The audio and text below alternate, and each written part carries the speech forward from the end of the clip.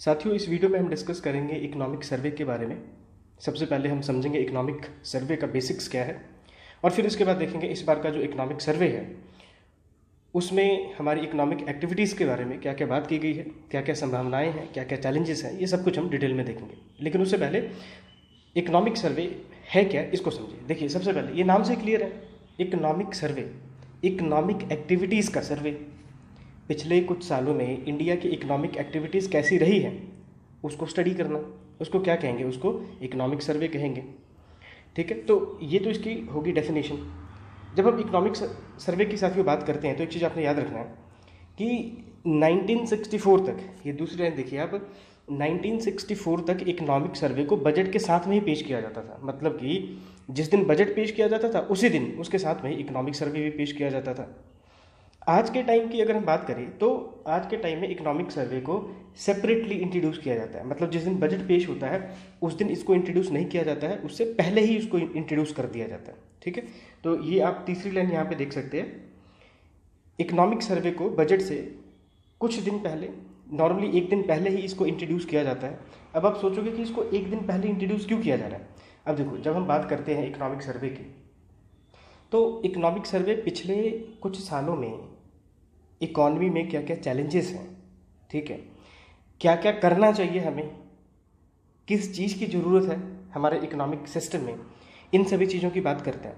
तो इसको पहले पेश करने का मतलब यही है, यहाँ से आपको पता चल जाएगा कि आपकी इकोनॉमिक एक्टिविटीज़ बीते सालों में कैसे काम कर रही है और क्या क्या चैलेंजेस हैं। और अगर बाद में बजट पेश किया जाएगा तो आप इकोनॉमिक सर्वे के साथ में बजट को स्टडी करके आप कंपेयर कर सकते हो कि इकोनॉमिक सर्वे में जो जो चैलेंजेस रेज करे गए हैं, क्या बजट उन चैलेंजेस को डील कर रहा है कि नहीं कर रहा है, क्या उसको एड्रेस कर रहा है कि नहीं कर रहा है, उन सभी चैलेंजेस के सोल्यूशन के लिए इस बजट में कोई प्रोविजन है कि नहीं है। तो इसलिए इकोनॉमिक सर्वे को पहले पेश किया जाता है। तो ये लाइन में आपने याद रखना है। फिर आपके मन में ये सवाल आएगा कि इकोनॉमिक सर्वे प्रिपेयर कौन करता है। तो साथ ही उसको प्रिपेयर किया जाता है economic division of department of economic affairs. Affairs के स्पेलिंग थोड़ा यहाँ सही कर लेना आप, economic affairs, ministry of finance, और under the overall guidance of chief economic adviser, chief economic adviser. तो थोड़ा कमेंट सेक्शन में बताइए कि अभी इंडिया का चीफ इकोनॉमिक एडवाइज़र कौन है। अच्छा, इसके बाद एक और आपसे सवाल पूछा जा सकता है कि ये जो इकोनॉमिक सर्वे है क्या ये बाइंडिंग है गवर्नमेंट पे कि इसको पेश करना ही करना है। तो ऐसी कोई भी बाउंडेशन नहीं है, एक तो ये भी याद रखना है। फिर क्या ये जो इकोनॉमिक सर्वे का कॉन्सेप्ट है क्या ये बिल्कुल यूनिक है इंडिया के लिए, क्या ये सिर्फ इंडिया में ही इंट्रोड्यूस किया जाता है कि कोई और भी एग्जाम्पल्स हैं। तो और भी एग्जाम्पल्स हैं, यूएसए जैसे देशों में भी इकोनॉमिक सर्वे को पेश किया जाता है। तो ये कुछ बेसिक्स है साथियों, इसके बारे में हमें पता होना चाहिए। अब हम देखते हैं कि ये जो हमारा इकोनॉमिक सर्वे है इस बार का, वो हमें क्या क्या इन्फॉर्मेशन प्रोवाइड कर रहा है। तो देखिए, अगर आप देखोगे ना इकोनॉमिक सर्वे, तो वहाँ पे लिखा हुआ इकोनॉमिक सर्वे 2023-24 के लिए। लेकिन अगर अभी आप देखोगे तो फाइनेंशियल ईयर तो हमारा 2024-25 चल रहा है, लेकिन इकोनॉमिक सर्वे लिखा होता है 2023-24। बस यही याद रखना अपने साथियों। जब हम बजट की बात करते हैं तो बजट तो होता है अपकमिंग फाइनेंशियल ईयर के लिए, बजट जो होता है वो अपकमिंग फाइनेंशियल ईयर के लिए होता है। लेकिन जो इकोनॉमिक सर्वे होता है वो पिछले फाइनेंशियल ईयर के लिए होता है। अब देखिए, इसको अगर हम समझने की कोशिश करें,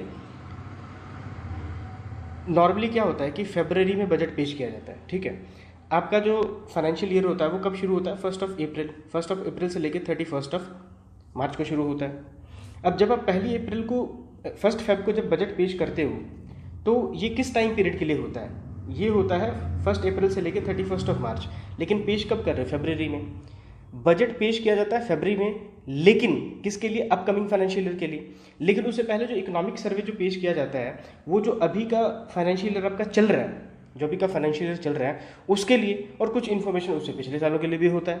ठीक है, तो ये चीज़ साथियों आपने याद रखना है, ये टाइम पीरियड बहुत इंपॉर्टेंट है। बजट जो है नॉर्मल ईयर की अगर हम बात करें तो वो अपकमिंग फाइनेंशियल ईयर की बात करता है, लेकिन जो इकोनॉमिक सर्वे होता है वो करंट है। ठीक है, करंट जो फाइनेंशियल ईयर है और उससे पहले वाले जो टाइम पीरियड है उसकी इन्फॉर्मेशन आपको प्रोवाइड करता है। तो देखिए, सबसे पहले अगर हम इकोनॉमिक सर्वे 2023-24 की बात करें तो किन किन सब्जेक्ट मैटर पे यहाँ पे बातें की गई है। सबसे पहले ग्रोथ रेट।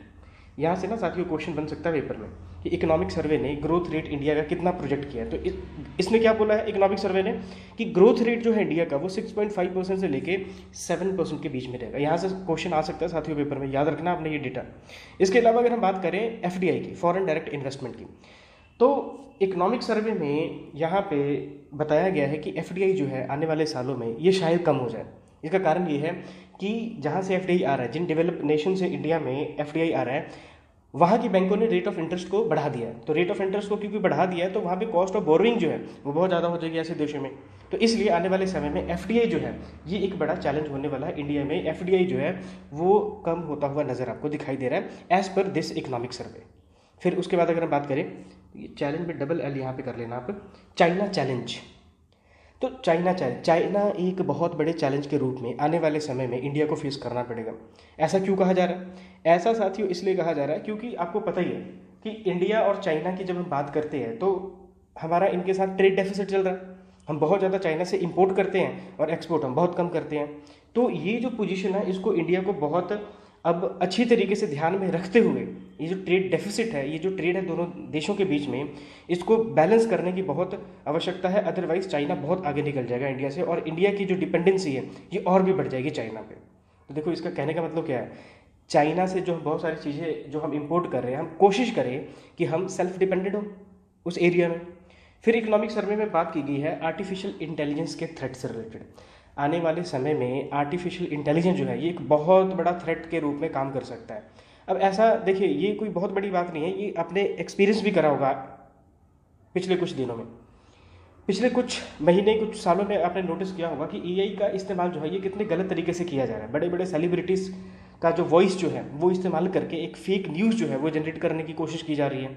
तो आने वाले समय में ये तो बड़ा मुश्किल हो जाएगा कि जो न्यूज़ है, जो इन्फॉर्मेशन है वो कौन सी करेक्ट है कौन सी इनकरेक्ट है। तो एआई जो है इसको टैकल करना बहुत ज़रूरी है, ये इकोनॉमिक सर्वे ने स्पेशली हाईलाइट किया है। फिर उसके बाद में कह रहे हैं कि प्राइवेट इन्वेस्टमेंट जो है, अगर हम लोकल प्राइवेट इन्वेस्टमेंट की बात करें तो ये भी आने वाले समय में कम होने वाला है। जिस तरीके के जो ट्रेंड देखने को मिल रहे हैं उस हिसाब से इकोनॉमिक सर्वे का कहना है कि प्राइवेट सेक्टर का जो इन्वेस्टमेंट है ये कम होने वाला है। फिर उसके बाद इन्होंने बोला कि एम्प्लॉयमेंट जो है, एम्प्लॉयमेंट ये बहुत ही ज़्यादा ज़रूरी है अभी इंडिया के लिए कि कम से कम हर साल 78.5 लाख जॉब जो है क्रिएट करना पड़ेगा हर साल। अगर इतना जॉब क्रिएट नहीं किया 2030 तक तो ये जो डेमोग्राफिक डिविडेंड है इसका हम यूटिलाइज जो है अपने वेलफेयर के लिए नहीं कर पाएंगे। तो एम्प्लॉयमेंट से रिलेटेड यहाँ पे इंफॉर्मेशन जो है प्रोवाइड की गई है इस इकोनॉमिक सर्वे में। फिर इन्होंने बोला है कि जब डेटा की बात आती है तो उस फील्ड में हम बहुत पीछे हैं, हमारे पास बहुत सारी चीज़ों के लिए तो डेटा है ही नहीं। तो इस इकोनॉमिक सर्वे में बोला गया है कि ये जो डेटा है, डेटा के कलेक्शन पे, उसके मेंटेनेंस पे हमें ध्यान देने की ज़रूरत है। फिर इन्होंने बोला है कि जो एक और बहुत बड़ा चैलेंज जो इंडिया आज के टाइम में फेस कर रहा है वो है लाइफस्टाइल डिसएडवांटेजेस को लेकर। तो ये लाइफस्टाइल में चेंजेस किस तरीके से यहाँ पर नोटिस किया गया है बाय इकोनॉमिक सर्वे। ये कह रहे हैं सोशल मीडिया पे जो इंडिया जो है आजकल बहुत टाइम स्पेंड कर रहा है, स्क्रीन टाइमिंग जो है वो बहुत ज़्यादा बढ़ चुकी है, लाइफस्टाइल जो है काफ़ी सेडेंटरी हो चुकी है, बहुत अकेलापन आ चुका है लाइफ में, अनहेल्दी फूड जो है हम काफ़ी फॉलो कर रहे हैं। इसमें बहुत ज़्यादा ज़रूरत है चेंजेस की। अगर चेंजेस नहीं हुआ तो इंडिया की जो इकोनॉमिक एक्टिविटी है, इंडिया का जो मेजर वर्किंग फोर्स है, इंडिया का जो डेमोग्राफिक डिविडेंड है उसका हम प्रॉपर तरीके से यूटिलाइजेशन नहीं कर पाएंगे। तो इतनी सारी प्रॉब्लम्स हैं, तो इसके सोल्यूशन के लिए इस इकोनॉमिक सर्वे में क्या क्या रिकमेंडेशन बोला है। तो इन्होंने बोला देखिए, आप सिर्फ गवर्नमेंट सेक्टर के भरोसे नहीं रह सकते, प्राइवेट सेक्टर का भी यहाँ पे एक बहुत बड़ी रिस्पॉन्सिबिलिटी है कि वो जॉब क्रिएट करे। लाइफस्टाइल में चेंजेस लेके आने की ज़रूरत है, कि हेल्दी लाइफस्टाइल को हमें फॉलो करने की ज़रूरत है। और फिर फार्म सेक्टर को बहुत ज़्यादा हमें प्रमोट करने की ज़रूरत इसलिए है क्योंकि बहुत लंबे समय से फार्म सेक्टर जो है, एग्रीकल्चर सेक्टर जो है एक सीवियर के रूप में काम कर रहा है और आने वाले समय में भी ये सीवियर के रूप में ही काम करेगा। इसलिए ये गवर्नमेंट की रिस्पॉन्सिबिलिटी है कि एग्रीकल्चर सेक्टर के डेवलपमेंट के लिए स्टेप हमें लेने ही पड़ेंगे। फिर उसके बाद में जितने भी ये रेगुलेटरी बोटलनेक्स हैं, जितने भी ऑब्स्टेकल्स हैं, जो प्रॉब्लम्स हैं जो किसी नई इंडस्ट्री को ओपन करने में आते हैं, इसको हम ख़त्म करें, इसको रिमूव करें। तो ये है साथियों इकोनॉमिक सर्वे। मेरे ख्याल से इतनी इन्फॉर्मेशन मोर देन सफिशिएंट है। Thank you for watching, keep learning, keep growing. जय हिंद।